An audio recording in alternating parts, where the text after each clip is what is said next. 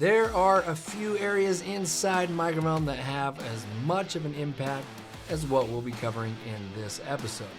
I'm ready to get started. Are you? Alrighty then, let's get hacking.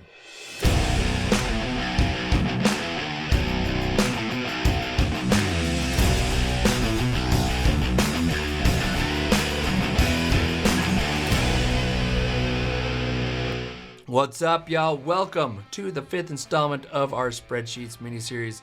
As usual, I'm James with Microvelm, and this is Wood Hacks.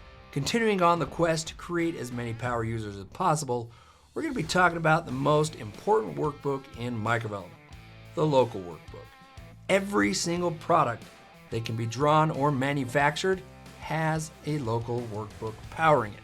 And so, we're going to go in depth on the L workbook and discuss what's contained in it, and what you can do with it.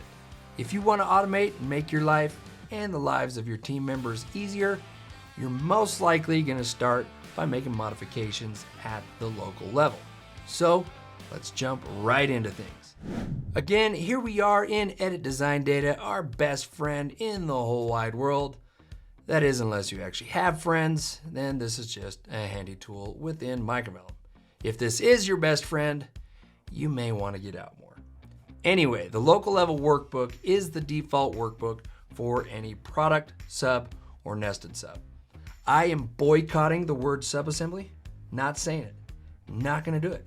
You can't make me. Anyway, this workbook structure is used for anything that contains parts that you want to manufacture or order. This workbook consists of the following tabs: cut parts, hardware parts, subs, prompts, and on occasion, lookup tables. We're just gonna work through the different tabs and make sure that everyone understands the setup and function of each. So with the cut parts tab, obviously, this is gonna contain a list of parts. For a part to be cut, you will need to have a minimum of 5 criteria: part name, quantity, width, length, and material. Without those 5 things, you cannot cut a part out. However, there are other aspects to a part you may have as well, like edge banding, which is applied to the edges of a part by entering the edge material in these columns. You can use a handy dandy part block to help you understand which edges are which, and you can check out the wood hacks on the part block and machine base to learn more. If needed, you can add a comment to the part that can be used on reports and labels. And then after that is where things really start to get fun. Up to this point, we've gone over the minimums of being able to cut parts. The rest of the information is used when drawing parts, with maybe the exception of machining tokens, but not sure why you'd want to add machine tokens without drawing the parts. It'd be like driving to the store wearing a blindfold. But to get parts to draw and to draw correctly, you will need the following: base point, X, Y, and Z origins, X, Y, and Z rotations, and at a minimum, 3D drawing token. The 2D elevation token is only necessary if you want the part to draw in a 2D elevation. After the 2D elevation token, there are 3 columns, 3 parameters that are used to work with specific 3D drawing tokens. Draw molding, draw block, draw appliance, draw wall are some examples of 3D tokens that use one or more of those parameters. Beyond that is the realm of machine tokens. This can be a scary area to venture when you're just learning about spreadsheets and machine tokens. So my recommendation, go to your other friend, Part Properties, to add, delete, or modify machine tokens until you feel brave enough to face the dragon head on in the spreadsheet. But at least from here, you can see all the machine tokens for all the parts in one shot, which makes it very easy to spot any errors that may exist within a machine token. And then when you are comfortable enough using the spreadsheet to work with machine tokens, you can use the right-click menu tools to help you. Tools like insert columns for token, delete columns for token, delete machine instructions, and the Microvelm clipboard. When working with machine tokens, you will need to specify the face of the part you are working with. Edges are also considered faces when it comes to machine tokens. Machine faces can change based on the machine point being used. Again, I'm going to go back to the Wood Hacks episode on the part block and virtual machine base for more information. However, once you have a decent understanding of those two items, you'll have a much better understanding of how the machine tokens work. And again, using the part properties interface will also help you understand machine tokens, since you can see what each of the parameters are and the help text to learn more about them. Moving on to the hardware parts tab, you can easily add hardware items to any product or sub by right-clicking on the first available cell in the part name column, selecting Show Hardware List from the menu, and then selecting the hardware or hardware pointer you wish to add. In order for the hardware to be accounted for, you will need to add a quantity. The width, height, and depth columns are really only necessary if your hardware item requires them. If you want the hardware item to draw, you will need to include X, Y, and Z origins and X, Y, and Z rotations, along with a drawing block of that hardware item. If your hardware item has associative machining attached to it, you will need to add the appropriate associative rotation for the machining to be applied. On to the sub tab. I told you I'm not saying that dirty word in this episode.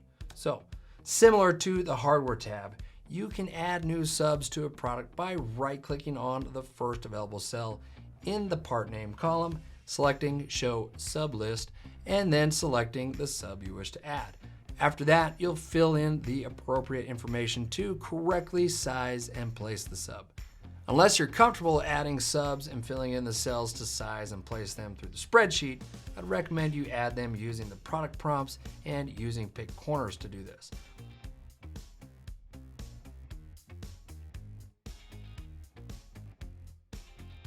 Once you're more comfortable, you can jump into the spreadsheet to really fly and make them more parametric. One of the coolest features within the Prompts tab is the Prompt Values column. Using this column allows you to change values within a sub without having to open it and make the changes. It's a very helpful tool. However, it can cause you to go a little crazy if you aren't paying attention to whether or not values have been added to this column. You can make changes to a sub all day, but if one of the values you're changing happens to be contained in this column, it doesn't matter what changes you make in the sub, this value will override them. So before you jump into a sub and start messing around with it, check this column, and if values exist, cut them and paste them in the cell to the right. This will help maintain the integrity of any project or library subs. And I'll go more in depth on all this in the next episode. Lastly, we have the Prompts tab. There is so much you can do in this tab. Through modifications to this tab, you can add, delete, and rearrange how the product prompts interface looks. Making those kinds of changes should be done by an experienced user and by someone who is responsible for the development and maintenance of your company's library data. I do not recommend allowing anyone and everyone to start making modifications that are reflected in the product prompts interface.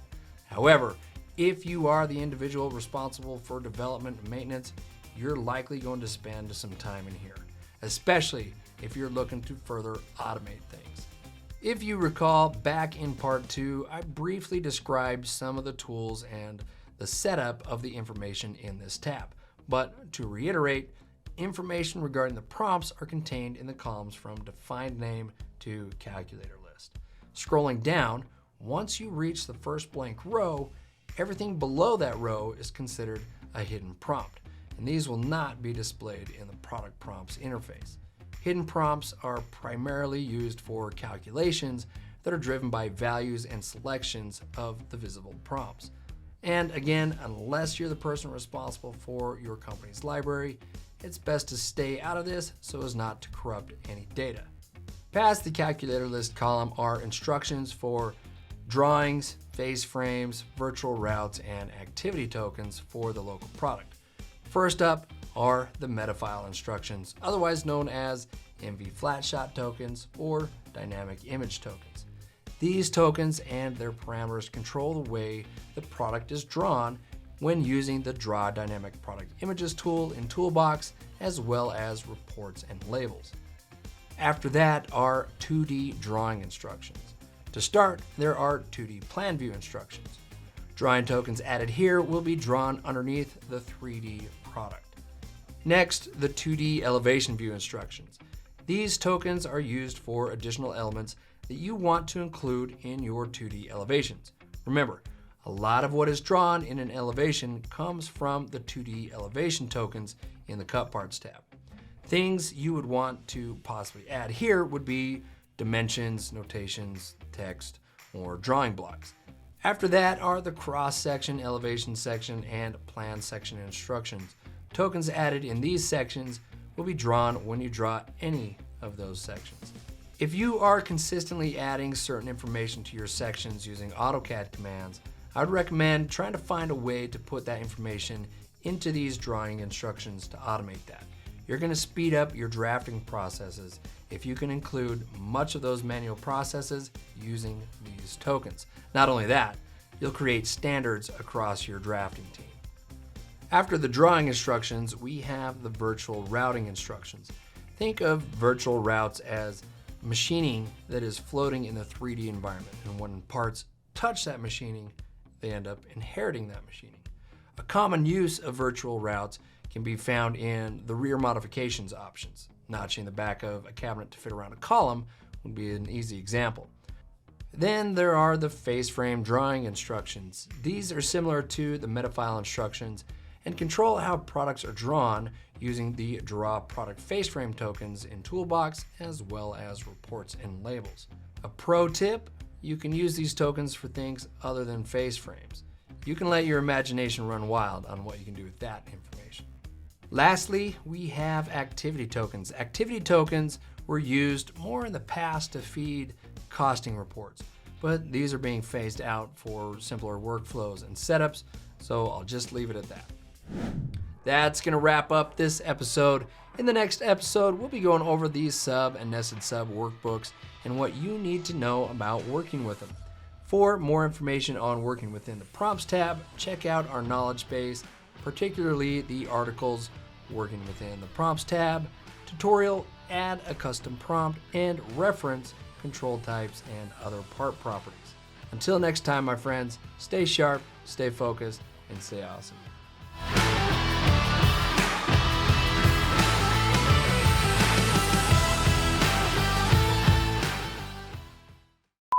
We're going to be talking about the most important work. Every single product in Microvelm that can be drawn or manufactured has a local. My gosh, why can't I say this? And discuss what's contained in it and what you can do with it. And if I can't even get past the freaking intro. You will need a minimum of 5 criteria: part name, quantity, width, height, and it's not height, it's length. Dang it. I was almost there. I'm trying to push stop with my mouse. It's on my phone.